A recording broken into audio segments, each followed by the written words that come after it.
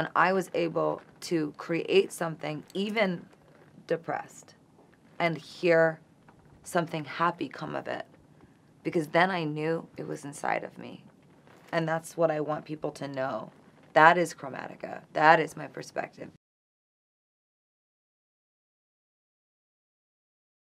I read the German to English translation of Letters to a Young Poet when I was very young. And it's one of the reasons that I am a songwriter, actually, because I asked myself this question. The quote is, "In the deepest hours of the night, ask yourself if you would have to die, if you were forbidden to write. Look deep into your heart where the answer spreads its roots, and ask yourself, muss ich schreiben, must I write?"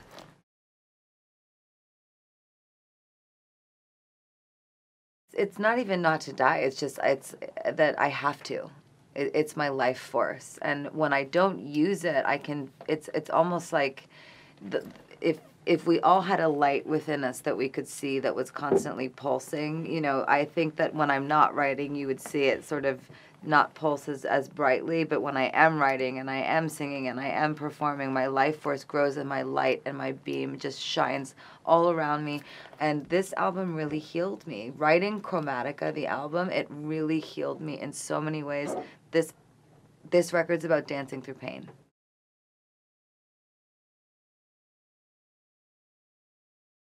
I want you to imagine that maybe like try to put yourself in my shoes. And I would say that because that's how I think people heal each other, is when we share stories and then we put each other in each other's shoes and we try to understand what someone's feeling. So imagine that you have depression and you're so sad and you don't know why, because you have a beautiful life. But I have a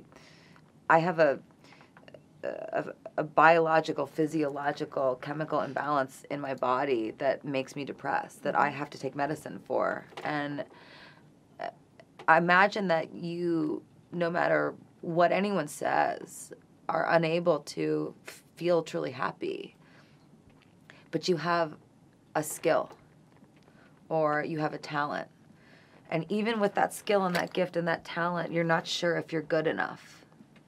But you try. And then if you tried and you saw back what you created, or you heard back what you created, and you heard joy, that is how you heal. Is when I was able to create something even depressed and hear something happy come of it, because then I knew it was inside of me. And that's what I want people to know.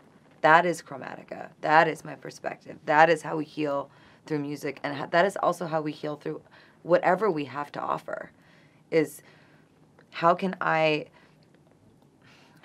try and keep going and then surprise myself and make a happy mistake, because I believed in myself for 5 minutes and I used my talents and my gifts, and I noticed that I actually was happy. I actually have that somewhere. I mean, I really believe, I was like, there's no happiness in me. I didn't believe it was there, but I could hear it after. And I said, I'm celebrating. Why am I celebrating? And before I knew it, I had a whole album. And then I became who I am today, which is a woman that still has depression, but has recovered so much. And I want to give that to as many people as I can.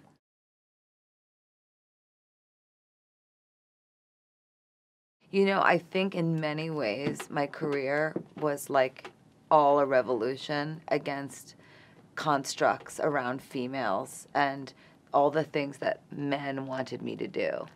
I was surrounded by men that wanted to give my songs to other women that couldn't sing as well as me, who didn't write my music. And it was because I wasn't as pretty as them. And I fought really hard to keep what I made.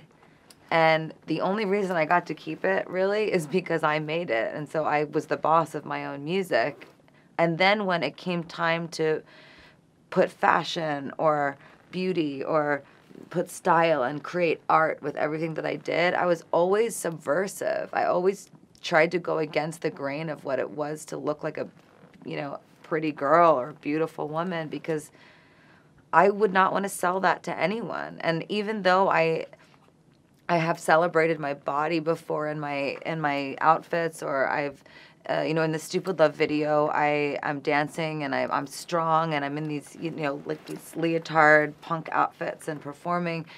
This is because I'm saying it's okay to love your body too. Like I'm not perfect, but I celebrate myself as a female, and I think that there's a lot of pressure on not just women, but lots of people to keep up with an aesthetic or a sense of perfection, and we're maybe constantly trying to control how everything looks so that we can be accepted. And I don't want to be that as a role model for people. So I guess what I would say to like anyone that's watching, I hope that you always know in my work, no matter what I'm doing, that, being beautiful in a socially acceptable way is not the point. What I think is the most socially acceptable thing to be as a beautiful person is how kind you are.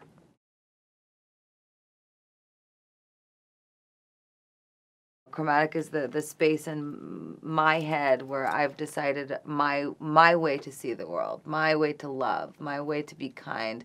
And I call myself a kindness punk all the time because I think it's like not cool to be kind sometimes. Like I think people think it's cooler to be unkind, or perhaps that in the media or social networking spaces, or just in life, that criticism and negativity has become like very prevalent, and in politics.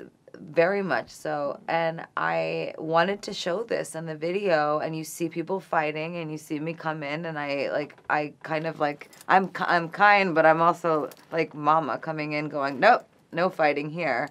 And I think it's radical, So I call myself a kindness punk only because I associate the idea of being a punk with being radical. So the chains and the spikes that you see in the video and what I'm wearing were inspired by this idea that being kind is a radical thing, and that's okay. And it's actually cool. I love when people are kind, and I think it's great to be different. In music, there's 12 notes in an octave, and they're chromatic. Mm-hmm. So this speaks to both color and to music. And I really wanted to express with this album title that I view the world in all the colors, every color, more colors than we could imagine, like more than I could find in a store to create for you. That we as people are so complex and so different. We are so colorful. We are so ingenious in the way that we have been created. And also, when something's chromatic, it's a half step, so it's a close step. So we're also very close to each other, and I wanted to make this a statement.